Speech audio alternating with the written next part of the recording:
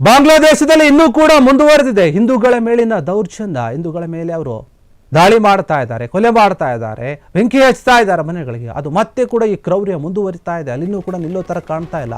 ಬಾಂಗ್ಲಾದೇಶದಲ್ಲಿ ಹಿಂದೂಗಳ ಮೇಲೆ ಹುಡುಕಿ ದಾಳಿ ಮಾಡಲಾಗ್ತಾ ಇದೆ. ಯಾರು ಏನು ಅಂತ ಹೇಳಿ ಅವರನ್ನು ಹತ್ಯೆ ಮಾಡಲಾಗ್ತಾ ಇದೆ, ಗುಂಡಿಕ್ಕಿ ಕೊಲ್ತಾ ಇದ್ದಾರೆ, ಅವರ ಮನೆಗಳಿಗೆ ಬೆಂಕಿಯನ್ನು ಹಚ್ತಾ ಇದ್ದಾರೆ. ಬಾಂಗ್ಲಾದೇಶದಲ್ಲಿ ಪರಿಸ್ಥಿತಿ ಇನ್ನೂ ಕೂಡ ಹತೋಟಿಗೆ ಬರ್ತಾ ಇಲ್ಲ.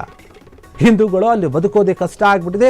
ನಾನೊಬ್ಬ ಹಿಂದೂ ಅಂತ ಹೇಳ್ಕೊಳ್ಳೋಕ್ಕೂ ಕೂಡ ಭಯಪಡ್ತಾ ಇದ್ದಾರೆ. ಆ ರೀತಿಯಾದಂತಹ ವಾತಾವರಣ ಸೃಷ್ಟಿಯಾಗಿದೆ. ಇಂದು ವಿಧವಾ ಮಹಿಳೆ ಮೇಲೆ ಗ್ಯಾಂಗ್ ರೇಪ್ ಕೂಡ ಆಗಿದೆ ಅಲ್ಲಿ.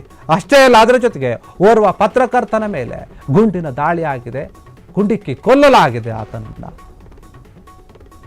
ಜಶೋರ್ ಜಿಲ್ಲೆಯ ಮಣಿರಾಂಪುರ ಉಪಜಿಲ್ಲೆ ಏನಿದೆ ಆ ಜಿಲ್ಲೆಯಲ್ಲಿ ನಡೆದಂತಹ ಘಟನೆ ಇದು. ನೋಡಿ, ಈ ಘಟನೆಯಲ್ಲಿ 40 ವರ್ಷದ ಇಂದು ವಿಧವಾ ಮಹಿಳೆಯ ಮೇಲೆ 2 ಬಾರಿ ಅತ್ಯಾಚಾರ ಆಗಿದೆ.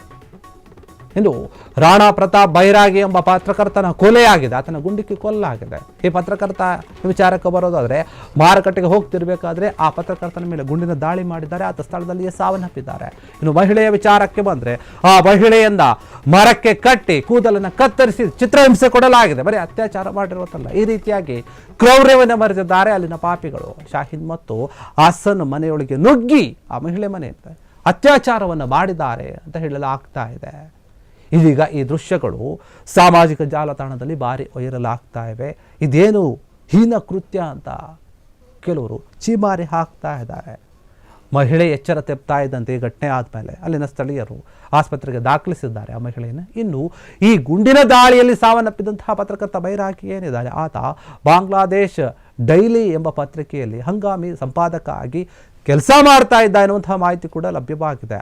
ಇನ್ನು ಈ ಒಂದು ವಿಚಾರಕ್ಕೆ ಎರಡೂ ಒಂದು ಘಟನೆಗಳಿಗೆ ಸಂಬಂಧಪಟ್ಟ ಹಾಗೆ ಪ್ರಕರಣವನ್ನು ದಾಖಲಿಸಿಕೊಂಡು ಆರೋಪಿಗಳ ಪತ್ತೆಗಾಗಿ ಶೋಧ ಕಾರ್ಯವನ್ನು ನಡೆಸಿದ್ದಾರೆ ಅಲ್ಲಿನ ಪೊಲೀಸರು. ಬಾಂಗ್ಲಾದೇಶದಲ್ಲಿ ಕಾನೂನು ಸುವ್ಯವಸ್ಥೆ ಸಂಪೂರ್ಣವಾಗಿ ಹದಗೆಟ್ಟಿದೆ. ಅಲ್ಲಿನ ಸರ್ಕಾರ ಕೂಡ ಅದನ್ನು ನಿಯಂತ್ರಣ ಮಾಡೋಕ್ಕಾಗ್ತಾ ಇಲ್ಲ. ಆ ರೀತಿಯಾಗಿ ಅಲ್ಲಿ ವಾತಾವರಣ ಆಗ್ತಾ ಇದೆ. ಮುಖ್ಯವಾಗಿ ಅಲ್ಲಿನ ಹಿಂದೂಗಳ ಮೇಲೆ ಈ ರೀತಿಯಾಗಿ ಪದೇ ಪದೇ ದೌರ್ಜನ್ಯ, ದಾಳಿ, ಕೊಲೆ, ಸುಲಿಗೆ, ಅತ್ಯಾಚಾರ ಎಲ್ಲವೂ ಕೂಡ ನಡೀತಾ ಇದೆ. ಹೀಗಾಗಿ ಭಾರತ ಕೂಡ ಈ ಒಂದು ವಿಚಾರದಲ್ಲಿ ಏನಾದರೂ ಒಂದು ದೊಡ್ಡ ಮಟ್ಟದ ನಿರ್ಧಾರವನ್ನು ತೆಗೆದುಕೊಳ್ಳಬೇಕು.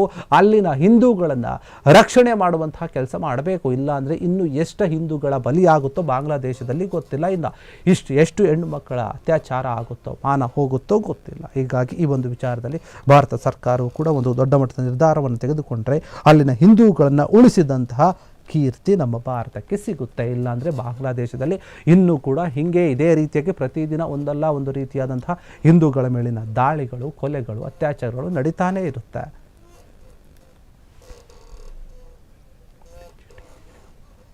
ಕ್ಷಣ ಕ್ಷಣದ ಸುದ್ದಿಗಳಿಗಾಗಿ ಫ್ರೀಡಂ ಟಿವಿ ಸಬ್ಸ್ಕ್ರೈಬ್ ಮಾಡಿ, ಲೈಕ್ ಮಾಡಿ ಹಾಗೂ ಫಾಲೋ ಮಾಡಿ. ಹೊಸ ಸುದ್ದಿಗಳ ನೋಟಿಫಿಕೇಶನ್ಗಾಗಿ ಬೆಲ್ ಐಕಾನ್ ಮೇಲೆ ಕ್ಲಿಕ್ ಮಾಡಿ.